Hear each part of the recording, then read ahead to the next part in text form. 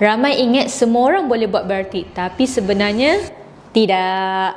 Bariatrik bukan prosedur untuk semua orang. Okey, dia adalah salah satu rawatan perubatan yang mana ada kriteria ketat yang perlu dipenuhi. Yang pertama, BMI 37.5 dan ke atas. Ataupun yang kedua, BMI 32.5 bersama penyakit seperti kencing manis, darah tinggi, kolesterol tinggi dan juga sleep apnea. Yang ketiga, pesakit dah cuba pelbagai rawatan konservatif tetapi masih gagal untuk turunkan berat badan. Dan yang keempat, bagi mereka yang ada risiko kesihatan yang tinggi disebabkan oleh penyakit obesiti. Untuk sesetengah kes, pembedahan bariatrik tak boleh dilakukan serta-merta kerana keselamatan pesakit adalah keutamaan kami. Sebab itu, penilaian pakar sangat penting. Ada yang belum layak untuk rawatan bariatrik dan memerlukan rawatan lain terlebih dahulu. Nak tahu sama ada anda layak atau tidak? Kami boleh bantu buat penilaian awal.